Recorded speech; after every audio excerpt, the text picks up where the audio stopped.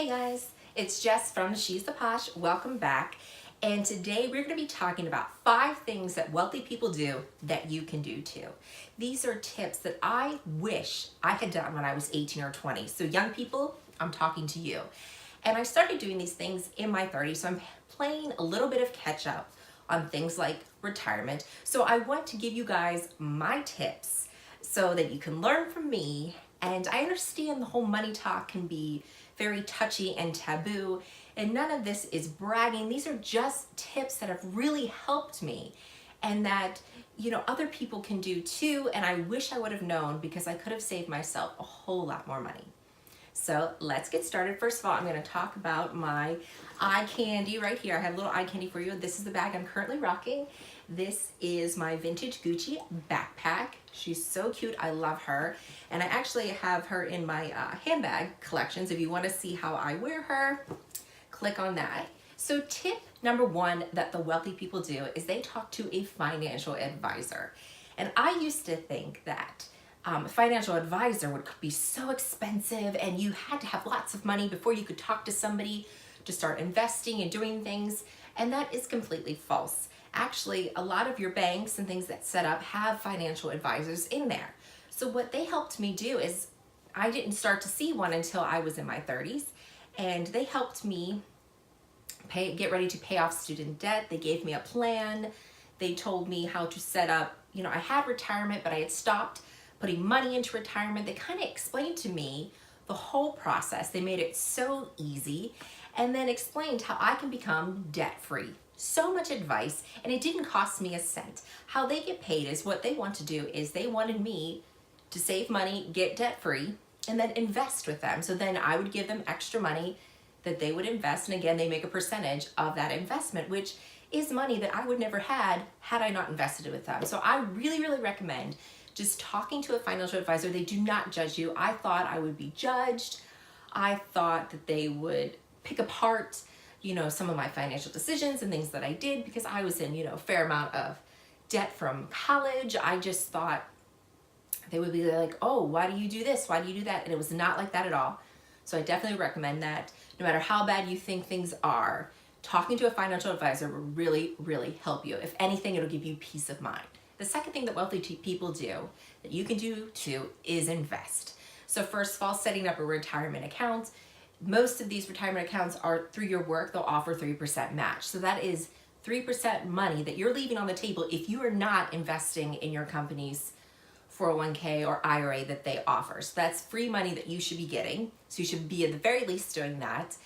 And I actually learned things about a money market. So I'm actually saving my money, putting it into a money market account. That's also part of the stock market. And I started using Acorns app. So I actually own some stock and I'm watching that grow and flourish. And I just always thought that you had to have tons of money to invest. And then the more you think about it, when I give money in the bank, they are investing that money into other people's loans and making money off of that. And I only get about maybe 0.5% or 1% of that money. Whereas if I give it to my retirement or I put it in a money market account, and that just means that it's an account that's bought into the stock market, that I could actually make a lot more return than having my money sit in a bank. And I wish that I had known that earlier because I could have made my money make even more money. No matter how low it is, you can make your money that you save, your hard-earned money, make you more money by investing. Third thing that the wealthy do is they have more than one source of income. So you have your household income, so that's the job that you bring in. And then, if you have a spouse, what they bring in. And then you should have a second source of income. So this is not a second full-time job or anything like this. It's just to make extra money. So I always say the most successful way to do this is to do something that you like. So let's say you really enjoy soccer. My sister loves soccer, so she would be a soccer coach.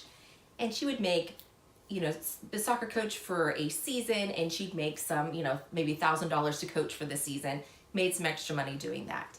Let's say you really like dogs. There's so many cool apps where you could be a dog walker. Like you could literally, someone says they want you to walk a dog, you could go to someone's house and play with a puppy and get paid for it.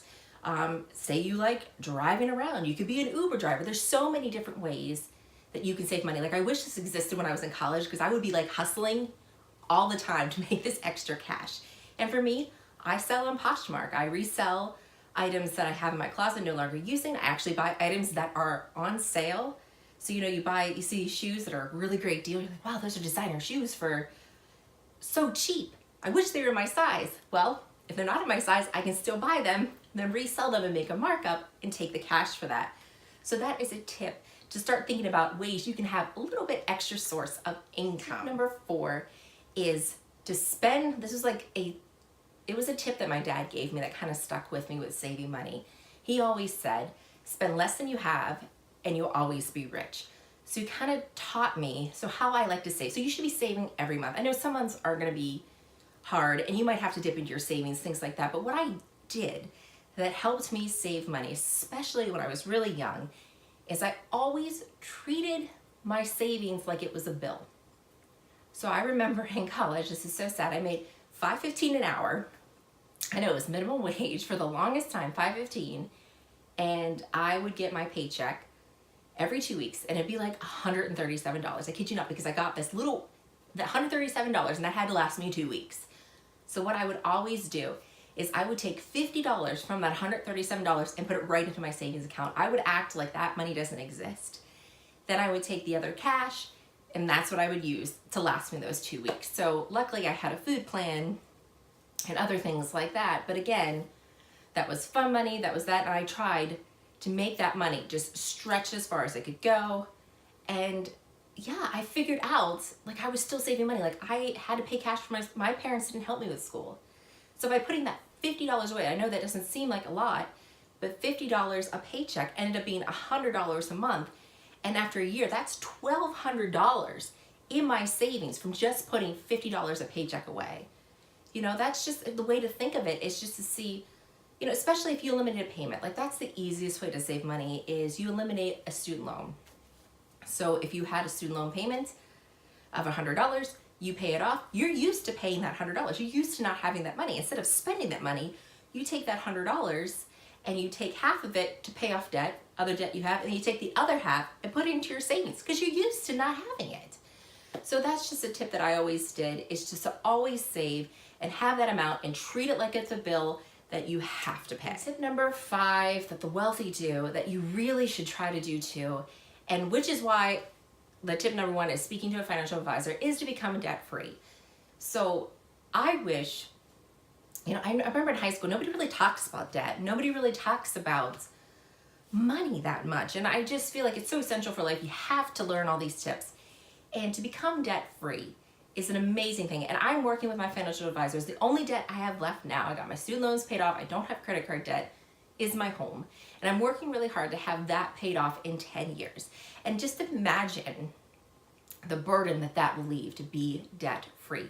So that's why I recommend definitely talking to your financial advisor, kind of getting yourself in that place where you can become that. Because I used to think that this wasn't possible. I used to think that you would have to be in debt for the rest of your life. And because I talked to someone that knew better than you can't be an expert in everything. Absolutely. I cannot be an expert in everything. I can read things, but I don't know what I'm doing. It's always smart to talk to someone that does. And that's what I'm doing. I'm trying to become debt-free, and then I want to retire early. So once I become debt-free with my house, I can put so much more into retirement that, I might be able to retire when I'm 58, which is a goal of mine, because I want to travel. I want to enjoy things. I don't want to be working until, I'm 70. So that's just my tips that the wealthy do. I hope that this gets you thinking, but most of all, I really, really hope that you just speak with someone that is a financial advisor and just not worry about how you look, because it's not like that at all. I wish I wouldn't have let it go so far. I wish I had been saving for retirement and doing these tips when I was 18, when I was 20. I was good at saving money, but again, I wasn't investing. I wasn't investing in retirement. I could have been making my money, making me so much more money had I done these tips instead of just leaving it in the bank. So I hope this helped you guys. If you have any tips below, please share them with me. I love talking about this stuff. I hope it's not taboo. I hope you learned something. And I hope you come back again. Bye guys.